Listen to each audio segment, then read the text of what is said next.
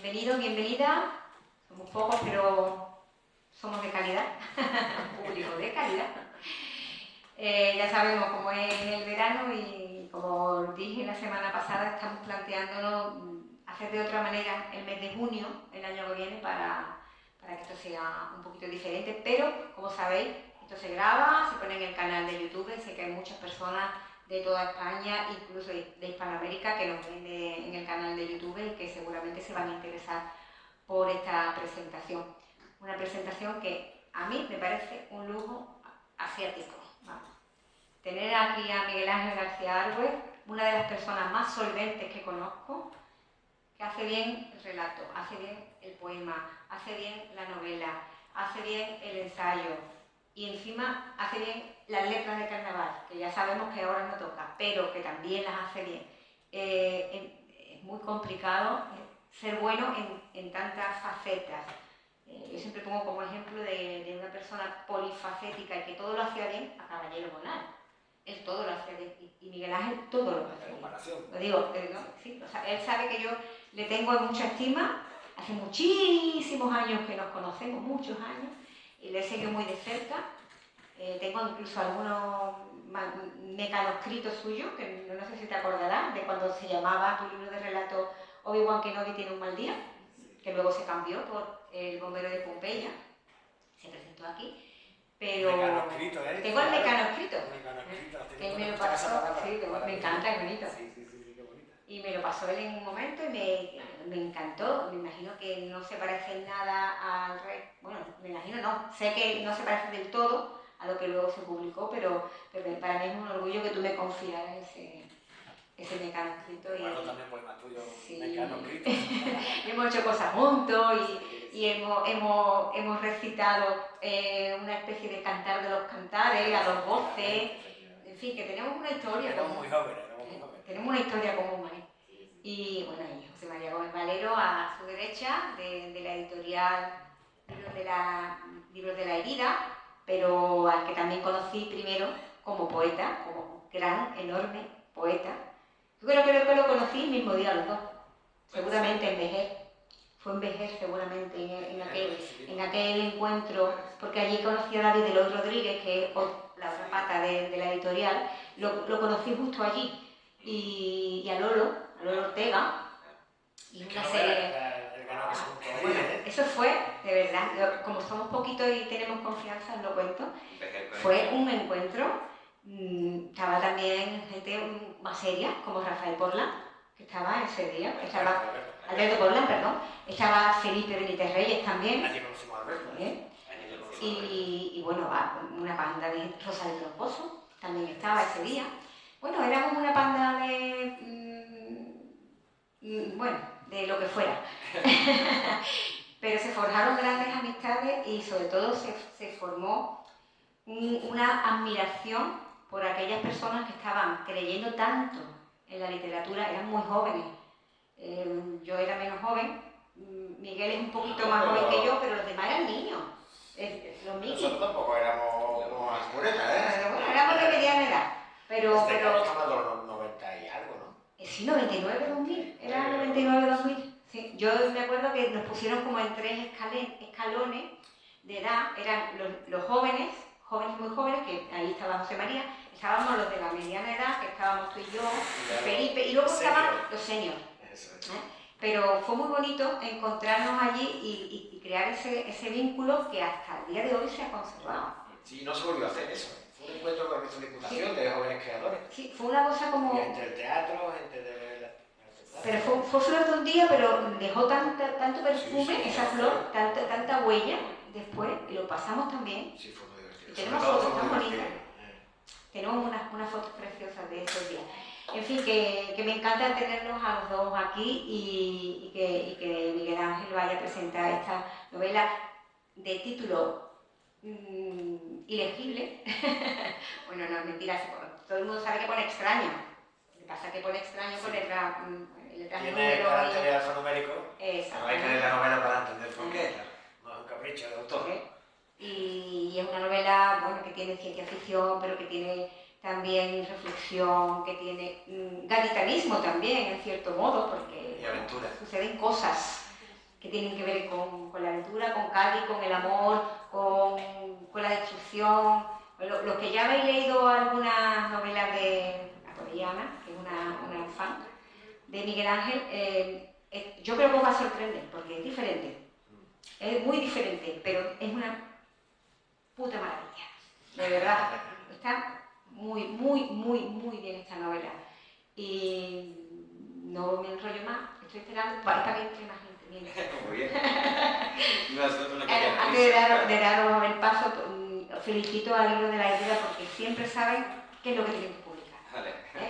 Es una editorial que tú, cuando compras algo del Libro de la Herida, sabes que no vas a fallar, que no te vas a aburrir, que no va a ser un libro que vas a dejar abandonado a la mitad de la...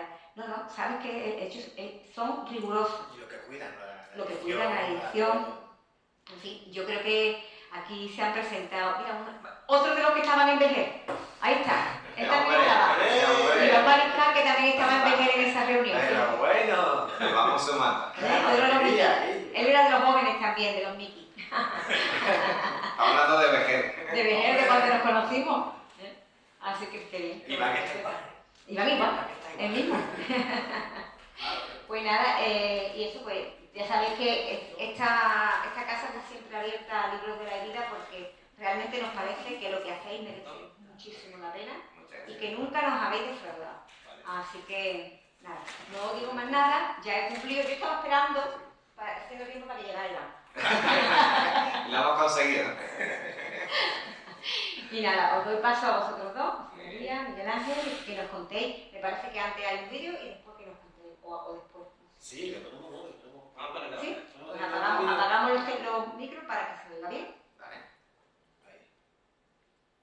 A ver, esto es un pequeño book trailer que hicimos cuando se hizo el libro y me aparecía compartido para que lo vierais.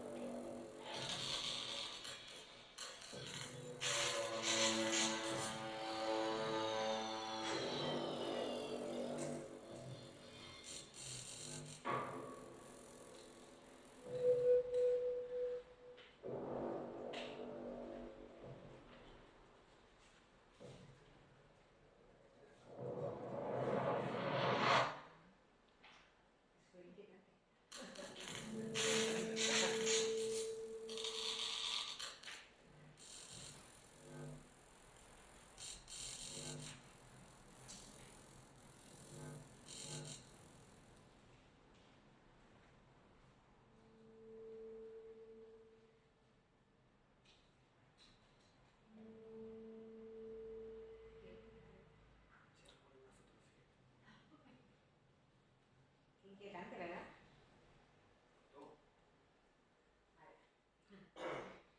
Bueno, pues muy buenas tardes y bienvenidos a esta presentación de la novela Extraño de Miguel Ángel García Agüé. Muchísimas gracias a Pepa Parra, como siempre, por su cariño, su hospitalidad, su tremenda generosidad siempre.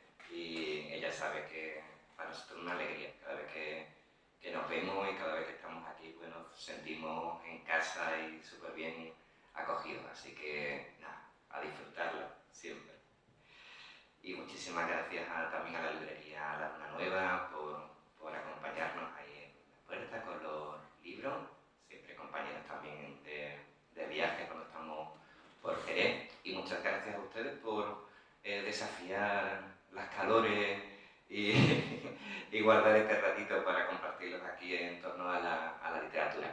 Como ha dicho Pepa, mi nombre es José María Gómez Valero y tengo el gusto de dirigir junto al también escritor David Luis Rodríguez la editorial Libros de la Herida, que es sevillana. Llevamos desde el año 2005, que da mucho susto decirlo, cumplimos ahora 20 años, en este juego apasionante, juego serio y apasionante de editar libros que amamos, libros que nos apasionan, y como todo lo que uno ama en la vida y le apasiona la vida, lo más bonito que puede hacer es compartirlo con los demás, y para eso está la edición de libros.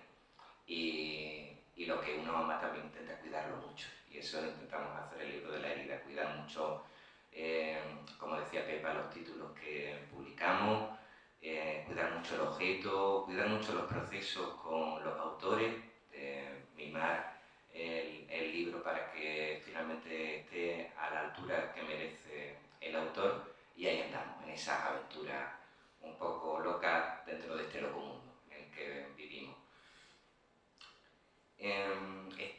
Extraño lo hemos publicado en nuestra colección de narrativa, que lleva por título la colección Narrar Contracorriente, y estamos muy contentos de haber publicado este libro, no solo porque es un libro alucinante, creo que es una buena palabra para definir la obra que nos ha regalado García Argüez, sino estamos encantados porque es de Miguel Ángel, de García Argüez, y a García Argüez lo conocemos de hace muchísimos años y lo queremos mucho como persona y lo admiramos muchísimo como autor, así que cualquier cosa que editemos suya para nosotros es un honor y un regalazo. Ya tuvimos la suerte en años anteriores de publicar otras obras suyas, como El bombero de Pompeya, un libro de relatos que años antes se había publicado, muchos años antes, en la colección Karen B de Cádiz, que nosotros rescatamos en el año 2017 con una revisión del autor en el que se aumentaron los relatos. También tuvimos la suerte de publicar hace unos añitos en nuestra colección de ensayos su libro El corazón del ángel, que era una biografía maravillosa sobre Ángel Subiela, en el que hace un repaso de toda su carrera artística, y que es uno de esos libros de carnaval que lo puede leer uno con gran alegría, aunque no le interese el carnaval, ¿no? Porque así es Miguel Ángel, que todo lo que escribe y toca da gusto leerlo, aunque uno no le interese mucho el género. Y yo creo que ahora hablaremos de eso también, porque esto es un libro de género, como ha dicho Pepa, un libro de ciencia ficción, puro y duro, y que, al menos por nuestra experiencia también, incluso siendo muy de género y que sabemos que tiene su público especial, ¿no? El público especializado en el género, también estamos teniendo mucha feedback de lectores que no son asiduos al género de ciencia ficción y que le está encantando la novela. Les cuento que creo que muchos lo conocéis, pero les cuento un poquito con más detalle sobre Miguel Ángel García Argüez. Es el de La Línea, vive en Cádiz, y antes de esta novela, bueno, como ha dicho Pepa, antes que nada es un todoterreno. Miguel Ángel es un escritor total. Yo conozco pocos escritores que toquen tantos palos y lo hagan siempre tan bien. Y no solo como escritor, sino ahora también les contaré en otra faceta que a mí me encanta y que llevo desarrollando durante muchos años, que es la pedagogía de la literatura, ¿no? A través de talleres de creación, ¿no? Lleva toda una vida dedicada a lo literario, a lo artístico, en muy diversas facetas. Como les decía, en su obra narrativa, que creo que es donde más vamos a incidir, ya que el género es la narrativa que nos toca hoy, Antes de extraño, él publicó en el año 2020 la novela Aguavientos, que antes también hablamos con alguna de vosotras que sois muy fan de esa novela, Aguavientos, que la publicó Algaida a partir de haber obtenido el premio Carolina Coronado de narrativa. También es autor de Carne de Gato, que apareció esta novela en paréntesis en el año 2010, y mucho antes Los Búhos en Vipren en el año 2003. Como les decía, aparte de la novela también ha practicado la escritura de relatos, y ahí está El bombero de Pompeya, que lo hemos mencionado antes, y también el libro Un paseo por las tripas del elefante, que publicó del Centro de Editores en el año 2011. Aparte es un poeta con una enorme obra publicada y premiada y reconocida Podemos nombrar los libros de poesía de C. Woman, La Venus del Gran Poder, Cambio de Aguja, Los Días del Maíz, Canciones, Danza Caníbal. Y yo les recomiendo especialmente, si quieren profundizar en la obra poética de García Argüés, un libro de poesía muy reciente y muy práctico también, porque es una antología que se llama Toda la vida al revés y que repasa sus 30 años de dedicación a la poesía. Toda la vida al revés, que publicó la editorial Hojas de... Sí, no te asustes. Mira que no sé, pero cada vez que... Pues cualquiera de esos libros de poesía es una gozada, pero si quieren tener una retrospectiva, una panorámica amplia de su poesía, este libro que ha salido hace muy poquito, en la editorial Hojas de Hierba, editorial sevillana también, que se llama Toda la vida al revés. Luego aparte ha practicado el ensayo, les comentaba antes del Corazón del Ángel, pero también un libro que a mí me encanta es El pan y los peces, un estudio que hizo sobre la pesca de la almadraba. Y luego también, por si fuera poco, ha tocado la literatura infantil, con libros como Este loco mundo, Cosas que sucedieron o no, o el libro de los deseos.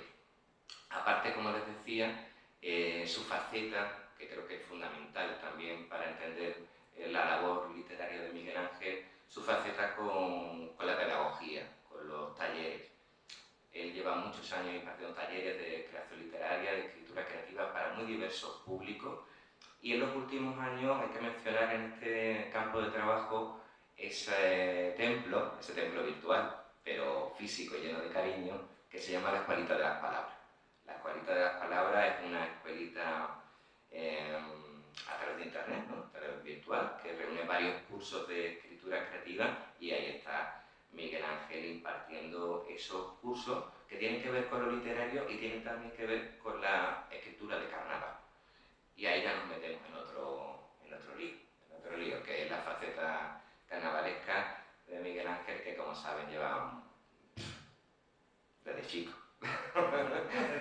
más de 30 años seguro, implicado en la escritura de carnaval, en la música de carnaval también, con muchas agrupaciones a sus espaldas llevando al falla. Y en los tiempos más recientes, pues quizás lo conocerán más por su etapa con Ángel Subiera o ahora más recientemente con la comparsa que fue de y será siempre de Juan Carlos Aragón, ¿no? Y bueno, no voy a incidir mucho en los carnavales porque el carnaval ya hace muchas entrevistas y lo cuentan mucho, así que vamos a centrarnos en el literario.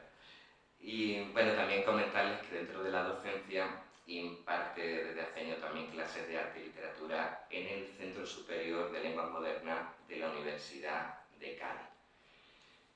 Y además por si fuera poco, ha sido y es músico y ha tenido un montón de bandas de pop, de rock, de experimentación, ha participado en proyectos escénicos con artistas de diferente tipo, músicos, bailarines, fotógrafos, videoartistas, en fin, lo que decíamos, un artista total, que yo no sé dónde saca el tiempo, a veces para regalarnos tantas cosas bonitas.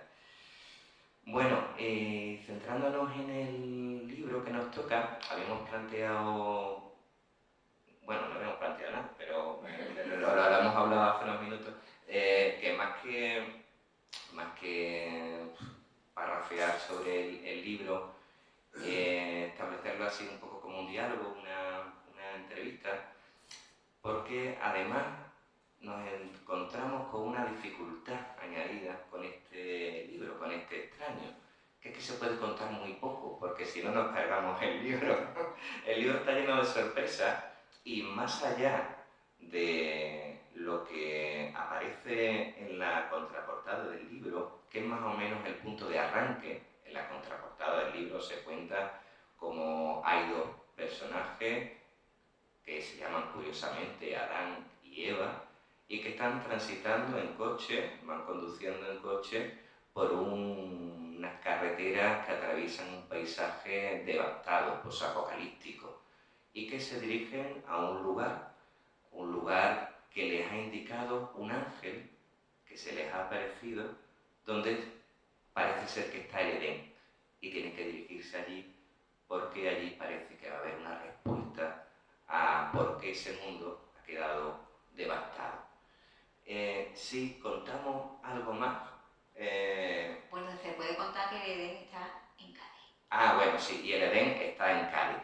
El Edén está en Cádiz. Incluso ahí nos podemos permitir, no sé ya qué le parecerá a Miguel Ángel, porque me gustaría contar después, más adelante, una preciosa anécdota, a riesgo de hacer un pequeño spoiler, pero mínimo. Pero eso lo dejaremos para más adelante. Está en un punto muy concreto de Cádiz. Tenemos un punto, bueno, que no es fácil adivinar, la verdad, no es fácil adivinar. Esto también nos sirve para comentar que en casi todas las obras de narrativa de Miguel Ángel está muy presente Cádiz como paisaje de una manera u otra, ¿no? Bueno, quienes habéis leído Aguaviento, claramente, o Carne de Gato, por ejemplo, ¿no? Pues, Miguel Ángel, bienvenido, da el saludo inicial y ahora vamos a comenzar con la entrevista. Bueno, qué bien estar de nuevo aquí en la Fundación. Sacar libros nuevos siempre te trae muchas cosas bonitas y entre ellas una es hacer una visita obligada a la Fundación y en particular con Pepa, que bueno, ya ha explicado un poco el larguísimo vínculo que tenemos al principio con la literatura, pero ya no solo con la literatura y bueno, nos hemos conocido hace mucho tiempo y siempre es un gusto volver a encontrarte con la sonrisa de Pepa dándote la bienvenida. Y bueno, y muchas gracias a vosotros por venir. Como decía José Mari, y Pepa, en un momento, en una tarde tan calurosa ya en la que pensé muchas cosas antes de venir a hablar del libro, que bien que estéis aquí. Y bueno, especialmente para mí ha sido muy emocionante encontrarme con Ana porque bueno, hemos tenido una conversación ahí antes muy emocionante, que me ha emocionado muchísimo. Y como si esa emoción no fuera poca, ha llegado Iván, que es también un compañero que hace mucho que no veía y que estoy loco por darle un abrazo. Pero el agradecimiento, por supuesto, hágalo extensible a todos vosotros y vosotras por acompañarnos en esta tarde. Y nada, y con José, pues, ¿qué os voy a decir? Soy compañero de batalla en mis cosas y entre ellas también la relación editor. ¿Qué iba a decir? Que vamos a acabar teniendo una relación de editor-autor. Y cuando nos conocimos, la editorial no era más que un sueño que todavía nadie había pensado en él, ¿no? Y bueno, vamos a fluir sin hacer demasiado spoiler, pero tampoco vamos a cortarnos demasiado. Si hacemos alguno tampoco pasa nada. Es que ¿sabes qué pasa? Como decía José Mari, la novela tiene una estructura muy, yo diría, folletinesca, ¿vale? De folletín, que es una, como adelantemos demasiadas cosas, se enturbia la aventura de leerla, ¿no? Una novela sobre todo de aventura, tiene un ritmo muy narrativo, muy cinematográfico y como en cualquier momento se te adelante algo que no debe, igual te enturbia la lectura. Así que vamos a intentar de contar lo máximo posible sin estropear la lectura a aquella de vosotras que queráis echar un vistazo. Vamos a empezar primero por preguntas más sencillas que seguro que no corremos el riesgo de meter la pata con los spoilers. Porque yo quería empezar por el tema de hablar un poquito de la ciencia ficción y de tu adentramiento en este género, que no es algo que tú hayas evitado en libros anteriores, porque aunque es cierto que es tu primera obra, si no me equivoco, absolutamente y por completo de ciencia ficción, pero sí que en libros anteriores tuyos, estoy pensando en Aguaviento, estoy pensando en Carne de Gato, estoy pensando sobre todo en El bombero de Pompeya, en su relato, hay chispazos, detalles, destellos de lo fantástico, de la ciencia ficción. Por ejemplo, en lo que es las novelas, en Aguaviento y en Carne de Gato, son dos momentos o dos detalles muy puntuales, pero que llaman la atención. Más de fantasía, ¿no? Más de fantasía, sí, es cierto, más de fantasía que de ciencia ficción estamos hablando ahora. Y quizá en El bombero de Pompeya sí que había relatos más propiamente dicho de género. Bueno, la primera pregunta es, claro, ¿por qué ahora meterte? Porque a lo mejor tus lectores, tus lectores de Aguaviento, por ejemplo, a lo mejor esperaban que la siguiente novela tuviera un corte más parecido a Aguaviento, que respiraba ese realismo social, crítico, también con su componente absolutamente mágico en algún momento, pero con ese realismo. Porque ahora meterte en una obra absolutamente de género. Vale, necesito apenas un speech para explicarlo. Vale. Porque lo primero es que yo creo que esto, siendo una novela de ciencia ficción, Extraños no es una novela para lectores de ciencia ficción. De hecho, los lectores militantes de ciencia ficción, que todavía no conozco a ninguno que me haya dado su opinión sobre la novela, igual no les parece nada especial, porque como artefacto de ciencia ficción creo que no aporta nada nuevo al género. Yo, de hecho, soy un lector de ciencia ficción malo, aunque yo reconozco que mi juventud y mi adolescencia y mi infancia están absolutamente alimentadas por la literatura y el cine de ciencia ficción, pero siempre el cine y la literatura de serie B. Yo nunca leí a Stanisław Lem, ¿sabéis? Yo leí a Julio Verne, o leí a Stephen King, o leí las novelitas de bolsillo de Bruguera de colección Espacio, que la leí todas. Estamos hablando de la ciencia ficción de serie B, más popular, más de consumo de masa, no la más sesuda. Ni siquiera soy muy de Asimov, de Isaac Asimov. Soy más de Bradbury por el aliento poético, ¿no? Pero ni siquiera soy muy de Asimov, no digamos ya de la literatura de ciencia ficción más sesuda. Entonces, yo que alimenté mi adolescencia y mi juventud con eso, quitando, como ha dicho José Mari, quitando algunos relatos del Bombero de Pompeya, por ejemplo, que sí que son divertimentos de ciencia ficción, yo siempre he tenido el capricho de escribir y hacer un homenaje a esa ciencia ficción que a mí me alimentó mis sueños de niño y de adolescente. Pero claro, tengo tantas cosas que hacer en esta vida y sobre todo tantas cosas que escribir, que dedicar tiempo a hacer una novela, con el tiempo que te lleva a escribir una novela, a una cosa de ciencia ficción, a mí me parecía que eso nunca lo iba a hacer. De hecho, yo estaba escribiendo una novela como la Aviento, como la anterior que había publicado, de mucho más de realismo social, novela crítica, y no un divertimento de ciencia ficción. Pero ¿qué pasó? Que llegó la pandemia. Y entonces todo el mundo se encerró en su casa y todo el mundo tuvo tiempo de hacer lo que no tiene tiempo de hacer normalmente, por ejemplo, ponerse a hacer pan. Que recordáis que todo el mundo se puso a hacer pan porque, bueno, pasamos tantas horas encerrados y con tantos miedos en la cabeza que bueno, hay quien se puso a hacer pan, quien se puso a hacer yoga. Y yo me puse a escribir una novela sin mayor pretensión que, bueno, divertirme y de ahí surge Extraño. De ahí surge la novela Extraño, de una casualidad, esto es una pequeña intimidad, de una casualidad que es la Junta de Andalucía convocó unas ayudas para los escritores que nos hemos quedado encerrados en casa, artistas y escritores, para, bueno, pues nos daban un pequeño dinerito, una pequeña beca, no sé si 2.000 euros o algo así, para que produjéramos, mientras que estábamos en casa, pues, que era músico un disco, el que era pintor, no sé, no recuerdo. Yo solicité las de literatura y me la dieron, creo que se nos dieron a todos los que la publicamos, con lo cual, adaptamos lo que la pedimos, con lo cual ya dije, esto ya hay que terminarlo porque ahora sí, ya la Junta de Andalucía te pide que termines la novela. Y así fue como la terminé. Si no llega a ser por la pandemia, yo creo que nunca hubiera tenido calma ni tiempo para sentarme a escribir una novela como esta. Te han resuelto varias preguntas del tío. No, te quería preguntar por bueno, siempre, sobre todo en la narrativa, hay como un chispazo, una escena inicial que se convierte, o varias escenas que se convierten en el germen de la trama, ¿no? Lo que te detona a decir, aquí hay una historia, ¿no? Aquí hay una historia, hay algo que me apetece tirar del hilo, bien para convertirlo en un relato, bien para convertirlo en una obra mayor, en una novela, como en este caso. ¿Dónde está el germen, en tu caso?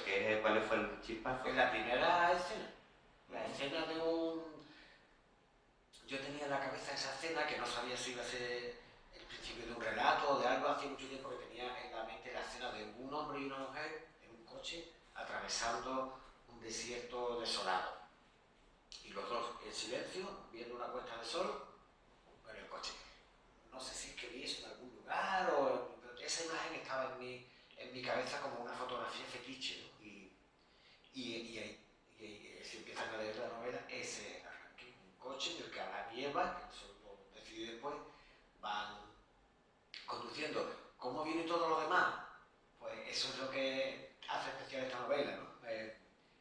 La he estado escribiendo en gran parte sin saber muy bien cómo iba a terminar, porque como en principio yo no sabía ni si me iba a terminar, como era un juego, me puse a escribirlo sin saber si aquello iba a concluir. Y claro, luego tuve que cuadrar piezas para explicar ciertas cosas que creo que todo queda explicado y todos los cabos quedan atados, si algún cabo queda suelto porque deliberadamente así se ha querido, ¿no?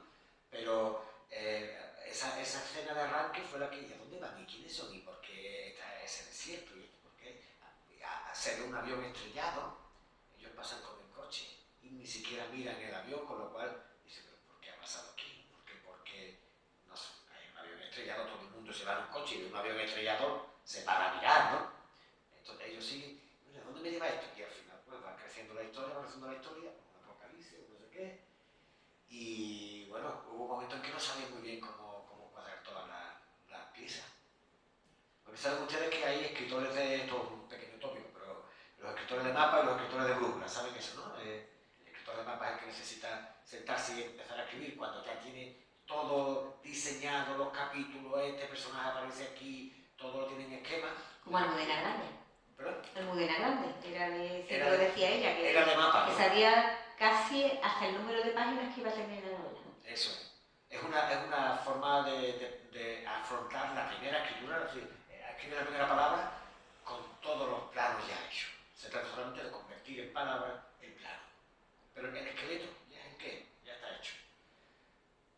Y luego están los escritores de brújula, que son aquellos que no tienen, saben a dónde quieren llegar, saben que tienen un norte al que dirigirse, pero no saben por qué camino hacerlo. Entonces van dejando que la historia vaya fluyendo, solo saben a dónde tienen que llegar, cuál es el final al que quieren llegar.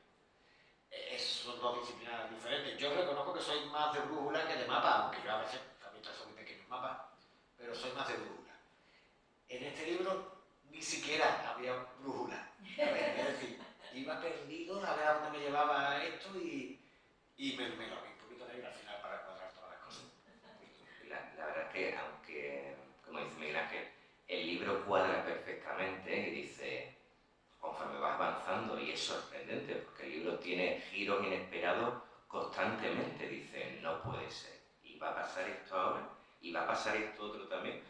Todo cuadra, pero también se nota, conforme uno avanza en la lectura, lo bien que se le ha pasado a Miguel escribiendo. Se nota mucho porque tú vas de la mano de ese asombro que parece que ha tenido también el autor descubriendo a esos personajes y su evolución a través de la novela. Entonces es una escritura muy honesta en ese sentido, porque nos hace partícipe también como de su proceso de descubrimiento, como si fuera el observador que ha ido viendo con una lupa, o con un, mejor dicho en este caso, como desde un satélite, viendo la evolución de esas hormiguitas en el mapa, ¿no? Y diciendo, ¿dónde irán? ¿Y por qué les está sucediendo todo esto, ¿no? La novela se disfruta mucho en ese sentido.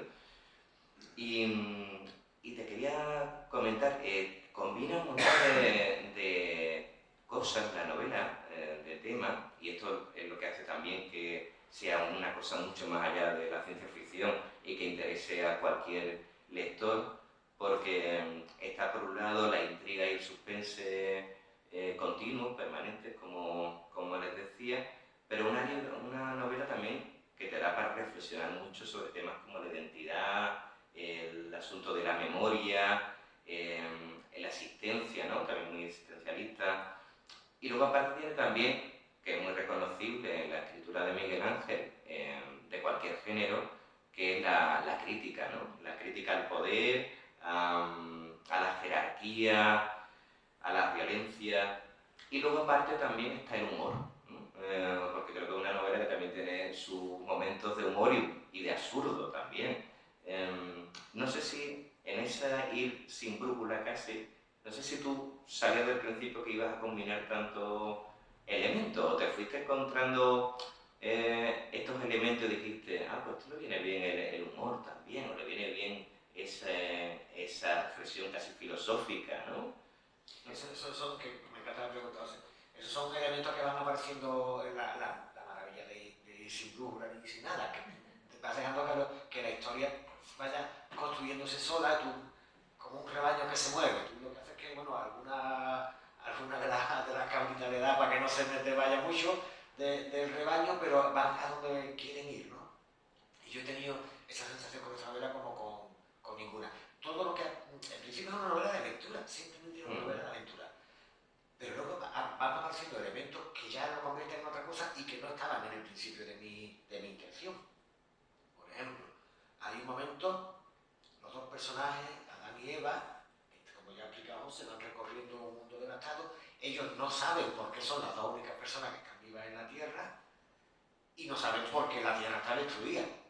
Y sobre todo no recuerdan nada de cómo era su vida antes de verse allí, en esa hecatombe, digamos, en ese mundo destruido, ¿no? Claro, ellos van buscando respuestas sobre quiénes son. Y hay un momento en el que eso se acaba siendo obsesivo y acaba habiendo una reflexión que ellos mismos verbalizan sobre la relación entre la memoria y la identidad. ¿Yo quién soy? Yo soy quien recuerdo ser, porque si yo pierdo mi memoria, yo he perdido mi identidad, no sé quién soy, como la persona que le da Alzheimer, que en algún momento creo que se habla directamente, ¿no? Una persona que tiene Alzheimer y se mira en el espejo y no se ve, no reconoce la cara en el espejo, o mira a su pareja o a su hija y no reconoce quién es quién, ¿no? Esa persona no es quien era, ya no tiene la identidad que siempre tuvo, aunque sea el mismo cuerpo, ¿no? ¿Y por qué? Porque ha perdido la memoria. La memoria nos constituye como seres, somos lo que nuestra memoria quiere que seamos, ¿no? Aquello que hemos olvidado no forma parte de nuestra identidad y de nuestra existencia. Bueno, pues todo eso que es una reflexión como más filosófica además, esto aparece de forma natural en la novela, no era para mí mi mínima intención plantear algo así. Y lo mismo con el humor. Lo mismo con el humor. Hay una parte, porque la novela tiene mucha acción, hay una parte en la que acaba de ocurrir una cosa un momento álgido de tensión, de máxima tensión en el argumento, y de repente aparece un detalle absolutamente ridículo, cómico. Pero, ¿por qué lo metí? ¿Por qué de repente en el momento de máxima tensión meto un chiste? Pues no sé, pero me lo pidió el cuerpo, como si yo mismo dijera, Miguel, te estás tomando esto muy en serio, esta novela te la estás tomando muy en serio. Es el momento de que relajes un poco porque te está quedando un poco serio todo. Pero no llega a ser del todo planificado ni consciente. Ahora me encanta. Yo cuando estamos con las pruebas y releía, me encantaba de repente decir, tío, bicha, que curripato, ¿sabes? Usar la palabra curripato. Imitar una novela de ciencia ficción me parecía de repente como ridículo, ¿no? Pero bueno, es también una forma de quitarle seriedad ni trascendencia a la novela, porque de forma natural estaba tomando mucha trascendencia. Pero además que sin humor yo no entendería tu literatura siempre tiene, incluso en los momentos más serios, esas caídas de humor, sí. Incluso en la poesía. Es cierto. En Aguamiento también hay un momento que son muy dramáticos y de repente aparece, ¿no?, la conversación de la gaviota con la paloma, de repente exacto, es tuyo, porque con una cosa tuya. Sí, me acuerdo en poesía, el poema de la Tere. Sí. El poema de la Tere, el archifamoso. Te tienes que reír pero dentro de un poemario muy serio. Sí. Muy bien construido, y vamos, el poema es una maravilla, pero yo no entendería tu literatura sin esos momentos. No sé si es rollo carnavalesco, no sé, pero en los momentos que estoy muy serio me sale siempre poner algo que no es que rompa ni boicotee la seriedad ni le quite trascendencia a lo que es. No, al contrario. Pero es por hacerlo más liviano, no lo sé. Y al final es lo que te acuerdas, al final te acuerdas del mensaje, te acuerdas de lo que está ahí, a lo mejor por ese momento de humor que se te ha quedado aquí en la neurona y lo que hace que yo me acuerdo ahora mismo del poema de la Tere, por ejemplo, o se te acuerda de la gaviota. Pero no es una cosa deliberada, ¿no? Aquí hay un momento de humor, incluso a veces casi, no diría chabacano, ¿verdad? En mitad de un momento de la novela de máxima tensión, de máxima seriedad, de máximo dramatismo, porque la novela tiene momentos súper dramáticos y de repente sale eso, no sé, yo no sé exactamente, no consciente, no que digo, este es el momento de ese, sino que me sale natural. Sí, pero tú también porque siempre has huido, bueno, tú y más o menos todos nosotros, de una gravedad impostada, de ponerse serios porque hay que ponerse serios y porque hay que decir las cosas de una cierta forma.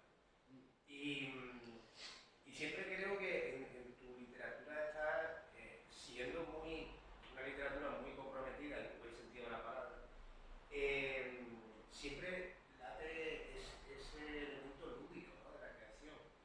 Y yo todavía no he leído la novela, estoy deseando comprar. Te va a encantar. Vale, esta noche. Te va a encantar. Y con lo, bueno, no, ya la después lo que. Te va a encantar, Iván. Bueno, y estaba pensando ahora con esto que estábamos hablando y incidiendo en lo de novela de aventuras, que me parece la clave, ¿no? Es una novela para pasarlo bien y para mantenerte enganchado las horas y las horas que dure la lectura. Y como buena novela de aventura, o como buena peli de aventura, que ahora entraremos en eso en el lenguaje cinematográfico, yo creo que las grandes obras de aventura siempre nos han gustado porque tienen muchos componentes de los que estamos hablando, ¿no? Tienen sus momentos de humor, de relajación, tienen sus momentos de amor, que también los hay aquí, tienen sus momentos de desconcierto, ¿no? De tensión. Bueno, y con esto del disfrute, yo es que quiero contar mi experiencia personal cuando Miguel Ángel me dio el manuscrito, que fue un verano, hace 2 veranos, ¿no? Fue hace 2 veranos. Y Miguel Ángel me tenía preparado, yo suelo venir a Cádiz, entre Cádiz y Bolonia en momentos del verano y sobre todo a visitar a los buenos amigos. Y Miguel Ángel ese verano me tenía preparado un manuscrito que ya me había avisado que me lo iba a dar y no se le ocurrió otra cosa que imprimirlo y tener la brillante idea de imprimirlo solo a una cara, con lo cual era todo hecho así con unas argollas. Yo iba con mi maleta, me tenía que ir a varios sitios, y ahí que me cargó con mi gran manuscrito. Bueno, yo dije, bueno, echaré un ojo y lo iré mirando, ¿no? Pero bueno, ya cuando esté más tranquilo, quizá incluso cuando vuelva a Sevilla, pues ya lo termino. Desde el día que me lo dio y lo abrí, no pude dejar de leerlo. Fue casi todos los días de ese verano leyendo esta sensación tan gustosa que tiene uno de irse a la cama y decir, voy a seguir con otro capítulo más, voy a seguir, me prometo que lo voy a dejar en el siguiente capítulo, y no puedes, y te traicionas a ti mismo porque dices, no, uno más, porque no quiero saber cómo se desarrolla esto, ¿no? Bueno, yo recuerdo las 2 de la 3 de la mañana, lo llamaba luego por la mañana y digo, me están matando el verano. ¿Me acuerdo ahí? Sí, Es de decir, ¿sabes? Dice, ¿cómo puedo estar yo ahí? ¿Sabes? Que uno va quizás que también un poquito a desconectar o tiene otras lecturas pendientes, y yo además tiene un culo con mi gran manuscrito.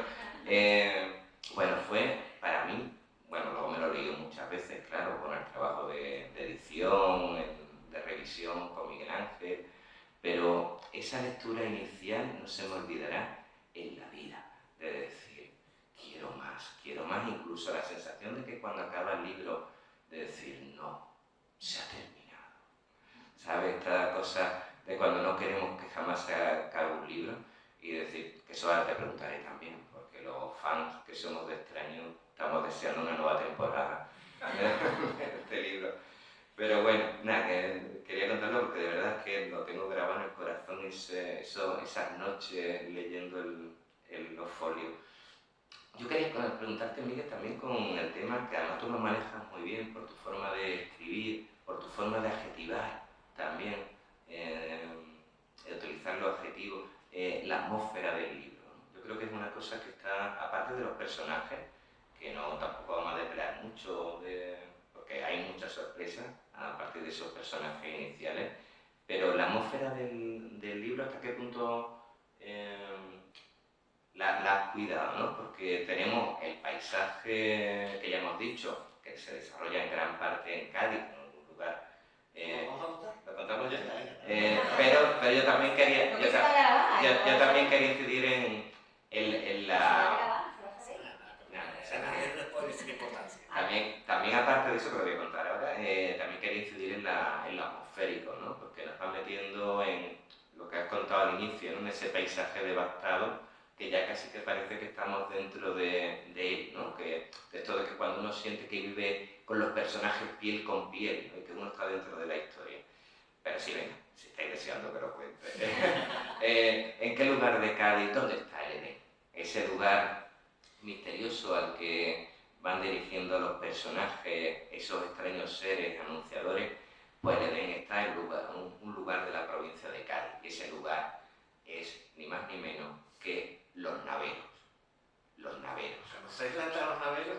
Esa pequeña localidad, ese pequeño pueblito, esa pedanía de la provincia de Cádiz, donde yo creo que Miguel Ángel es pionero, porque creo que es el primer escritor de la literatura española y universal en convertir a Los Naveros en protagonistas de una Yo no sé si te historia, daría de Medina o de Benalú de una o de novela. Vejer. Eso es. Está en ese triángulo. Eso está en las Andas profundas, ¿no? Dos carreterillas comarcales que se cruzan y ahí han crecido un grupito de casas, ¿no? De hecho, esto preferiría que lo contara Miguel Ángel.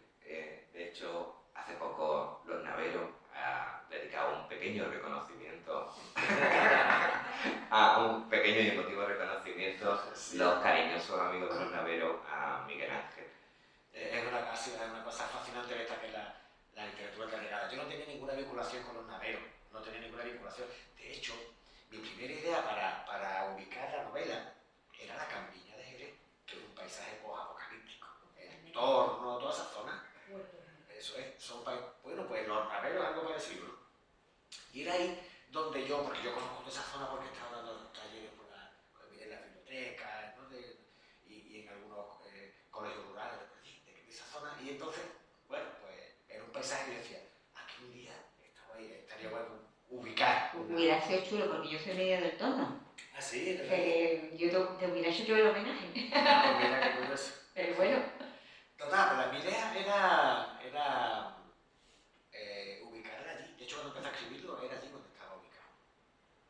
Pero, de las primeras salidas que hicimos ya cuando nos dejaron salir de la pandemia, yo no sé si fue yendo a Bolonia, quizás, en verano, a Badajoz, lo que estaba verando allí, no recuerdo, o a Vejer. La cosa es que pasamos por Los Naveros.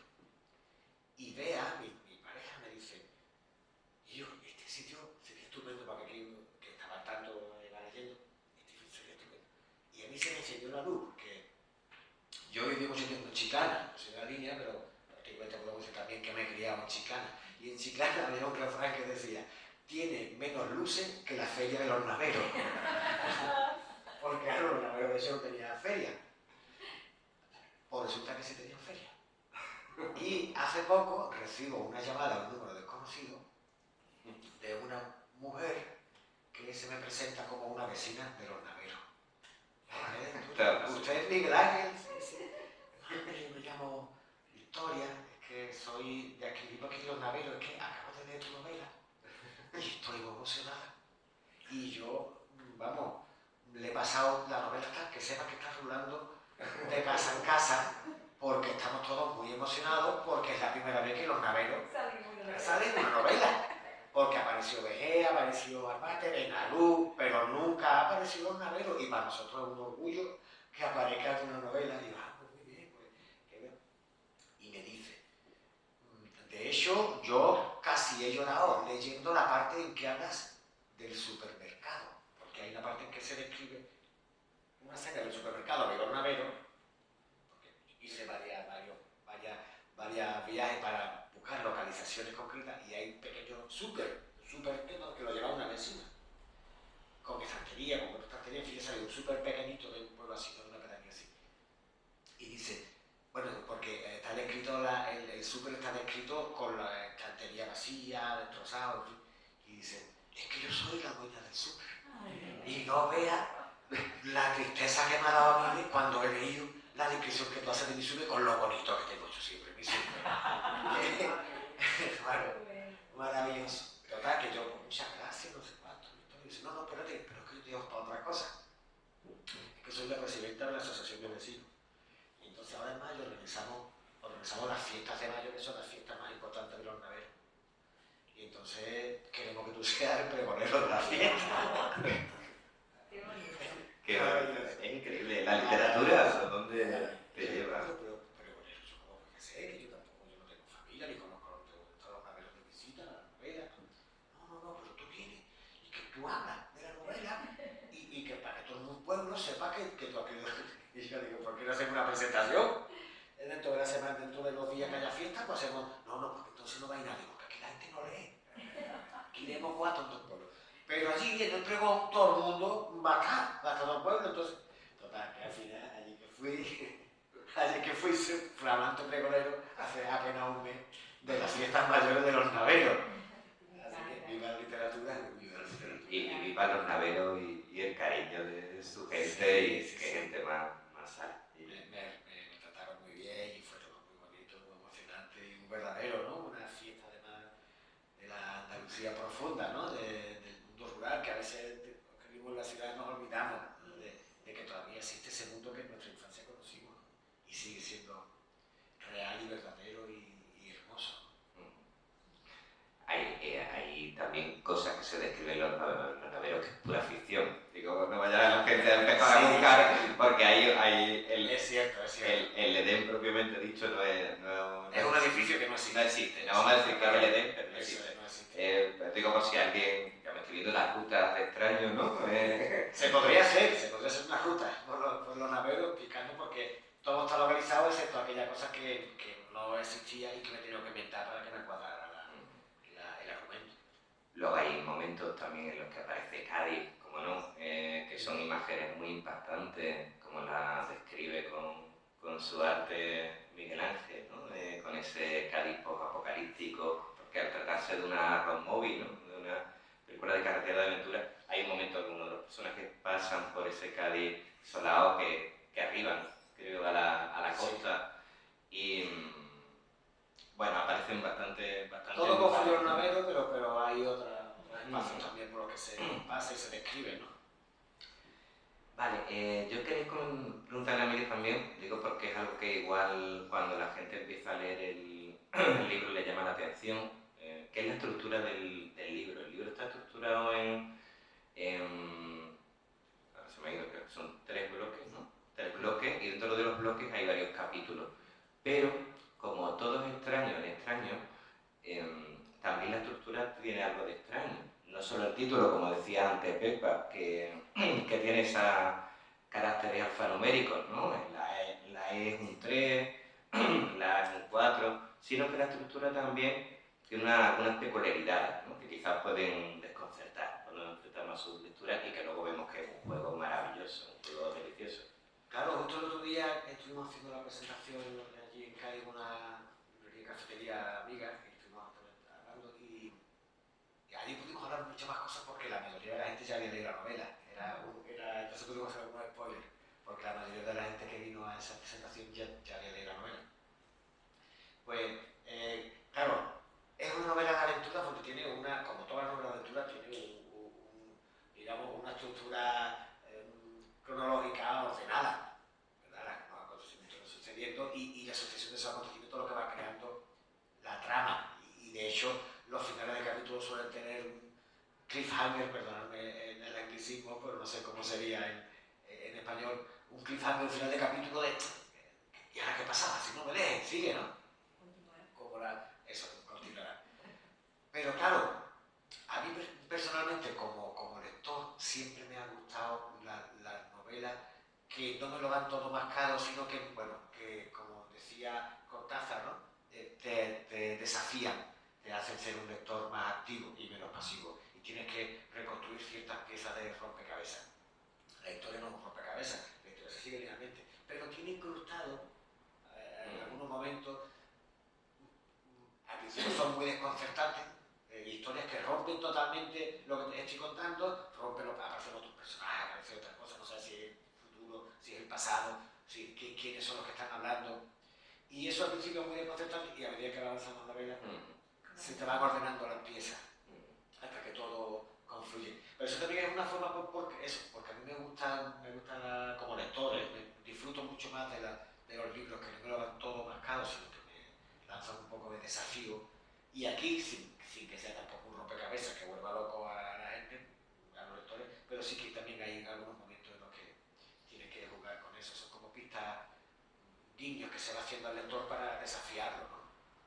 Como los huevos de Pascua. Sí, bueno, mira, que te iba a preguntar ahora por eso, porque hablando de guiños, Miguel Ángel ha dejado como una especie de regalitos diseminados por el libro, ¿no? Esos huevos de Pascua, que no sé, quizás puedes contarlo, ¿no? El concepto de huevo de Pascua, ¿no? Que es un concepto que viene de los videojuegos, en los que en alguna pantalla de un videojuego siempre se encuentra algo, pero tienes que buscarlo para encontrarlo.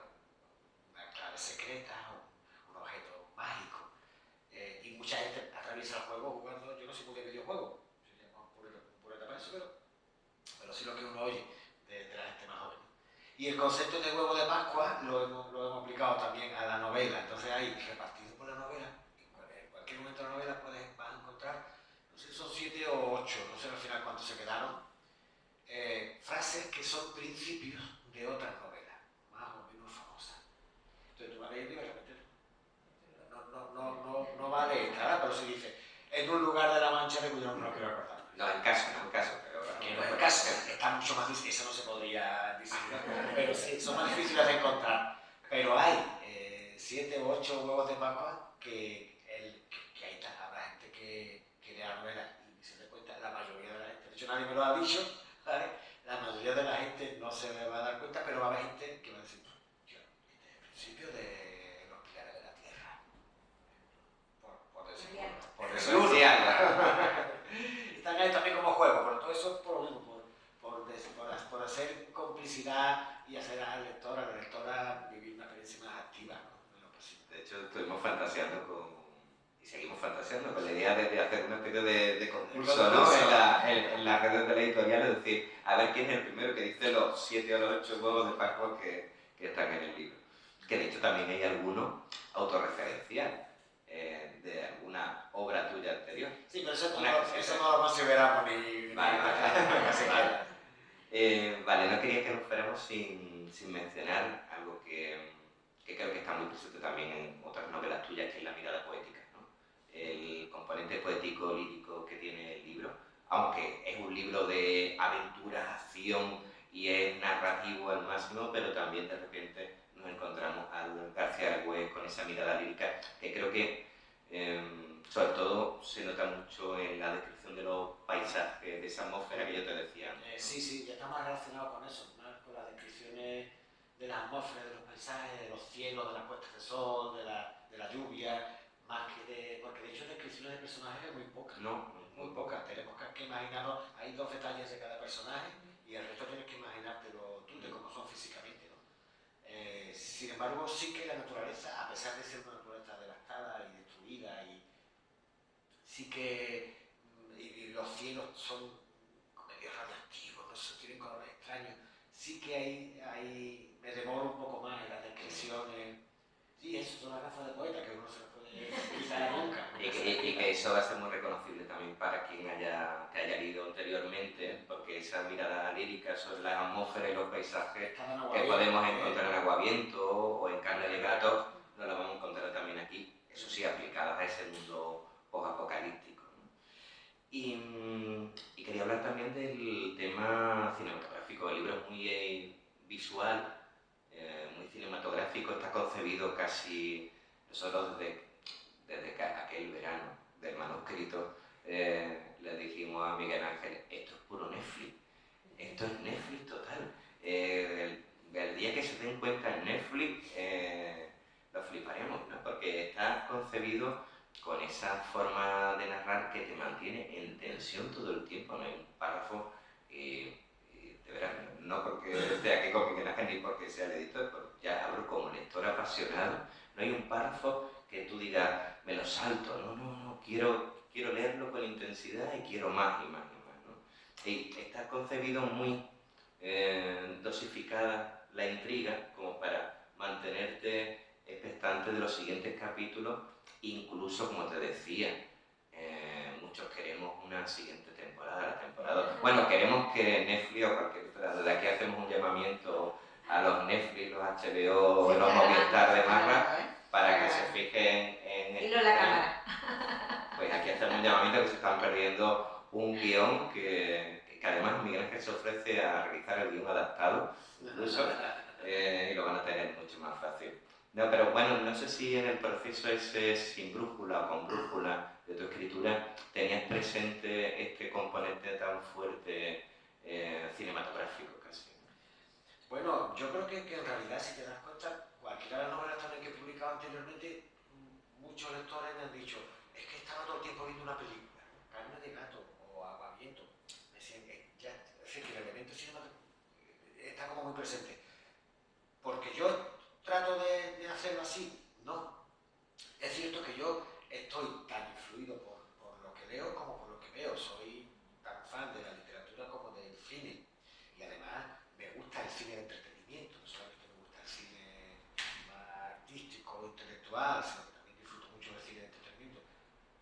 Y tengo, esto es una teoría mía que políticamente incorrecta, ¿vale? Que seguramente puede ser discutible y discutida y que ustedes pueden discutir y me encantará que debatamos.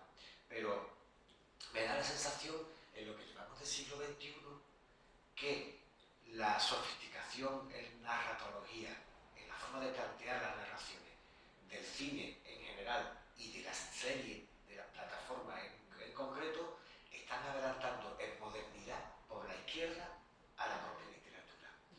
Ojo, ningún truco narratológico que hacen hoy las series o las películas se lo han inventado en serie o en película, ya lo ha hecho alguien en literatura. Hablaba antes de la literatura folletinesca, que crea el cliffhanger al final de cada capítulo, ¿no? En la novela por entrega. Estoy gato que podría hablar porque sabe tela de esto. Pero luego, ya a partir de, sobre todo el siglo XXI y finales del siglo XX, la literatura en España al menos, y hablo de literatura española, que es la que leo, yo leo mucho la literatura española que traducida, no por patriotismo, ni mucho menos, sino porque nunca me termino de creérmelo en la traducción, me quedo con la duda siempre de la traducción. Pero al menos en España me da la sensación de que los narradores somos mucho más conservadores narratológicamente y nos aferramos a formas mucho más tradicionales de narrar. Es verdad que ahora aparece la novela de la autoficción y tal, pero su forma de narrar, su forma de las estructuras internas de la narración suelen ser conservadoras. Sin embargo, tú ves una serie y está constantemente lleno de flash forward, de alteraciones en el cambio de perspectiva. Es decir, han retomado toda la narrativa de vanguardia de las novelas más vanguardistas y lo han aplicado al cine y a la serie.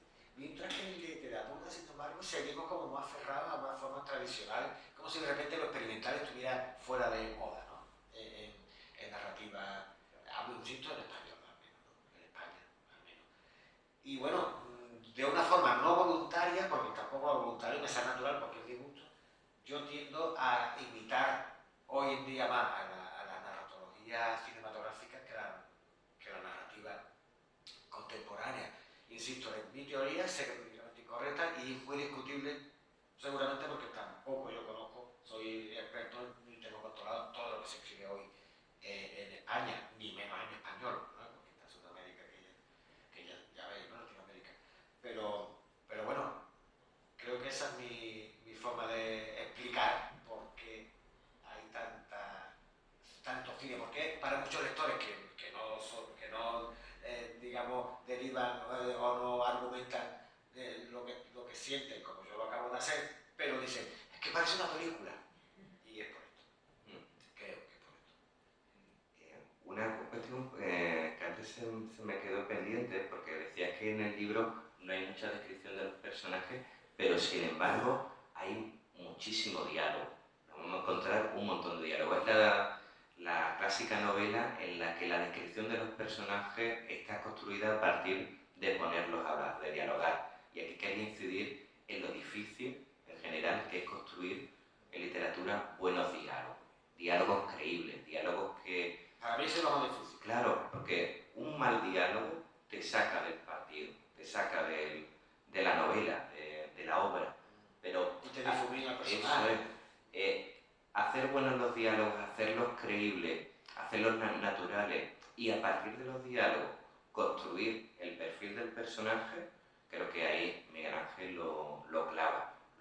Bueno, en otras obras anteriores también, pero para mí esta creo que es uno de los pilares del libro, que además nos permite una cercanía muy fuerte con los personajes y lo hace también muy cinematográfico, porque tú estás viendo a los personajes hablar, dialogar delante de ti, ¿no? No sé si nos quieres comentar un poquito del Sí, es tema cierto que del diálogo. es la novela que más diálogos tiene de toda la novela que he escrito. El diálogo para mí era un elemento accesorio y aquí creo que es un elemento esencial, vertebral, el diálogo.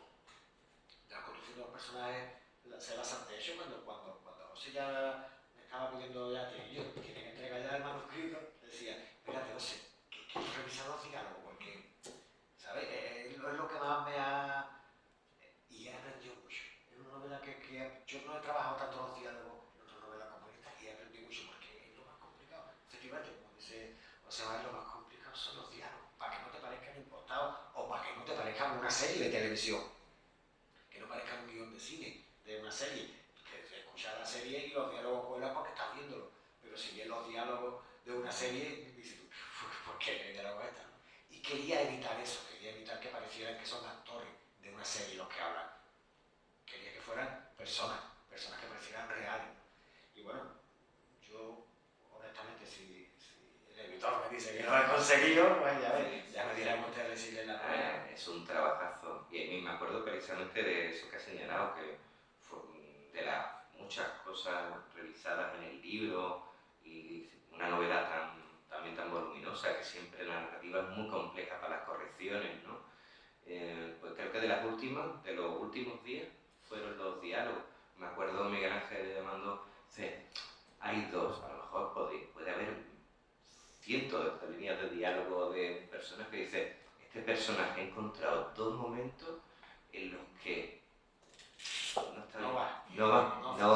funciona Esa persona no diría esa frase. Es verdad, bueno, puede ser. Dice, mira esto. Digo, es verdad, ahora es mucho mejor que lo de que es perfilar, ¿no? Perfilar ahí el habla, porque es el habla normal, el habla común. No hay nada, como decía Miguel Ángel, que nos saque más de una historia que lo impostado, ¿no? Claro, que no nos lo Y creemos. aquí tenemos un maravilloso maestro, aquí me refiero en Cádiz, tenemos un maravilloso maestro de los diálogos, tenemos de acuerdo, que es Fernando Quiñones, que hace los diálogos más creíbles y más reales. Tenía un oído, todos los escritores tienen que tener oído, Pepe tenía también, Pepe Caballero, todos los escritores tienen que tener un gran oído para los diálogos. Lo de Fernando es una cosa privilegiada, tenía un oído, no sé si saben ustedes a Fernando Quiñones, pero tenía un oído para capturar el habla y convertirlo en literatura, en lengua escrita, y que sea creíble y sea verdadero y no parezca una caricatura, que esa es otra cosa del problema de los diálogos, que puede parecer una caricatura. Y ahí el gran maestro ha sido Fernando, ¿no? Fernando Quiñones. Pues muy bien. El Marco Pegado, por cierto, ya que no se lo ha dicho, el trabajo de José Mari, bueno, los libros de la vida, yo en mi caso fue con José Mari con quien estuve codo a codo trabajando la revisión de esto y no podéis de verdad imaginar el trabajo que hace, y no con este libro, sino con todos los libros, la editorial Libro de la Vida y José Mari y David Hoy, ya digo, en mi caso fue con José, el trabajo de mimo y de cuidado, de decir, ¿te has dado cuenta que repite este adjetivo en la página 22 y en la página 23? Pero no pasa nada, es que cuando se abre pregunta. Vamos a intentar buscar otro adjetivo, es decir, a unos niveles de pulido, de cuidado, luego, cuando ves el texto dices, claro, tío, es que da gusto leerlo, porque muchas veces los escritores no nos damos cuenta. En el trasiego de la batalla estamos contando cosas importantes para darnos cuenta si este adjetivo se repite dos veces, ¿no? Y eso yo quería celebrarlo porque no he trabajado con otros editores, todos los editores tienen sus cosas buenas, maravillosas, pero el nivel de cuidado y de mimo es excelso, ¿no? Casi paranoico, ¿vale? Sí, casi obsesivo.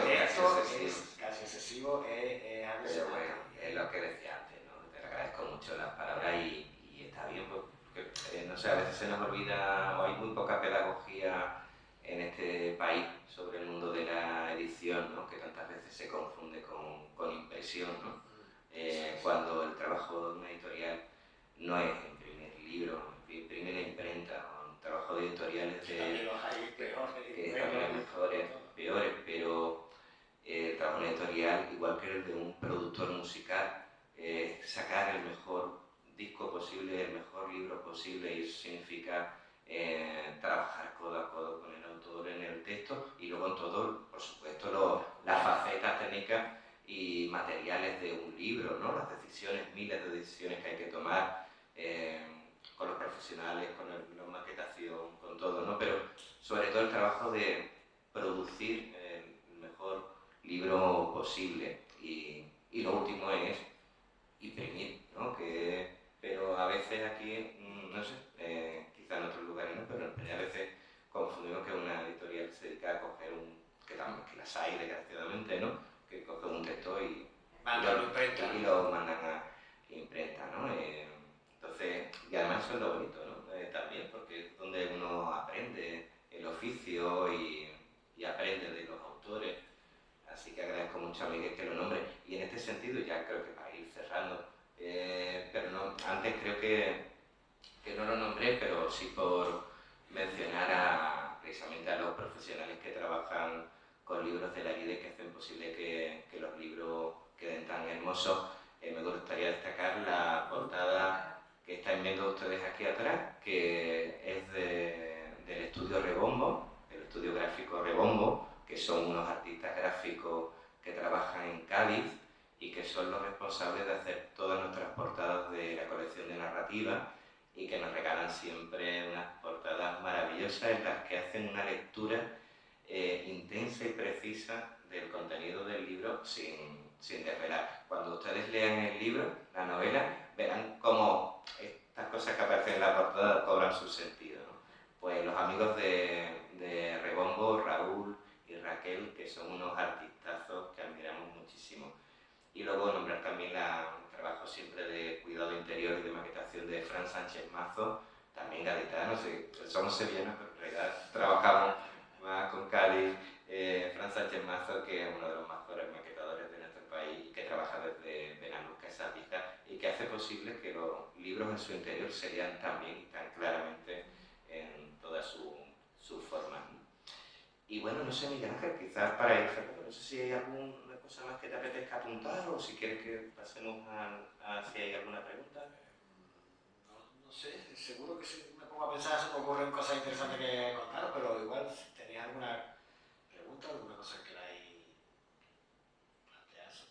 ¿No? Una pregunta, pero creo que es muy tonta.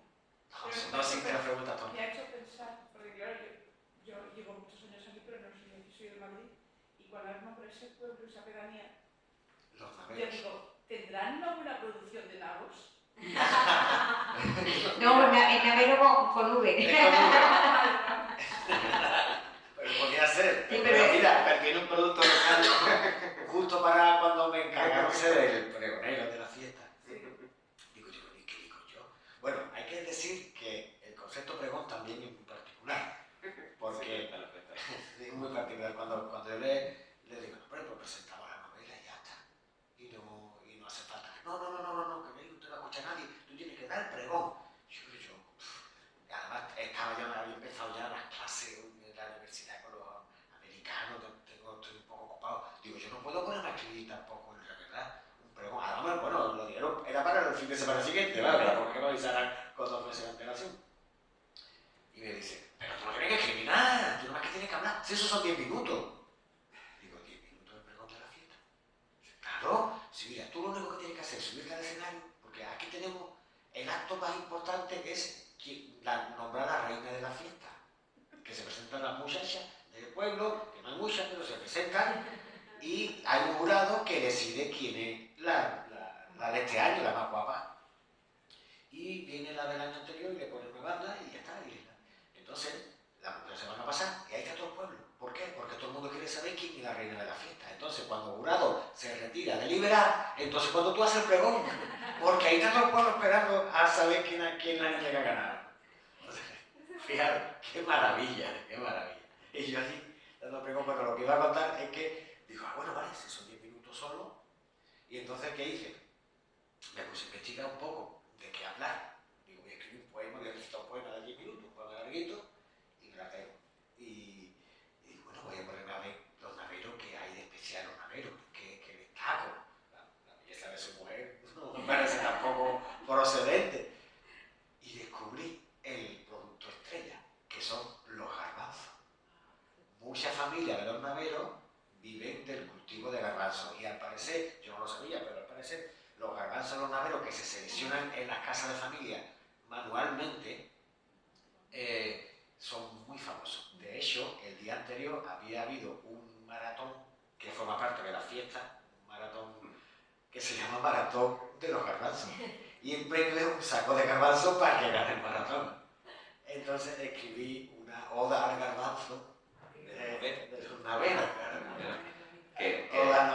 Que desde aquí, otra vez, aprovechando los medios, animamos a consumir garbanzos de los naveros. De eso me regalaron El mejor una del cosita mundo de entero. garbanzo. ¿Tú conocías los garbanzos de los naveros? Yo sí, he leído alguna vez una vez. Yo no sabía lo que era famoso los garbanzos de los naveros. Lo que se aprende, ¿eh? Con Y la... muchas familias. Lo que no sé por qué se llaman los naveros, me imagino que sería gente de las navas o de las naves. Yo creo que algo vendría de las navas, a lo mejor. No sé. De nieve no creo que sea. Porque también No.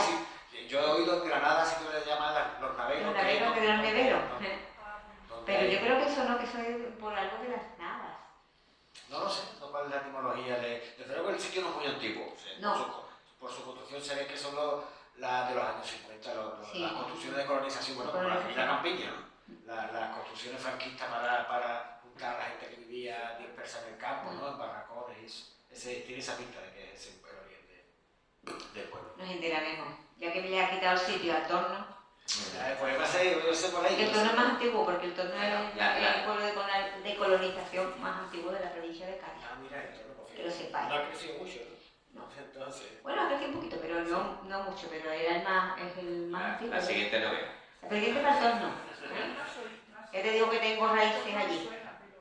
Este no me sonaba. El torno está aquí Sí, cerquita, el torno está es de la cerca. campiña de Jerez. Pero estamos a 20 y tantos kilómetros. 30 kilómetros.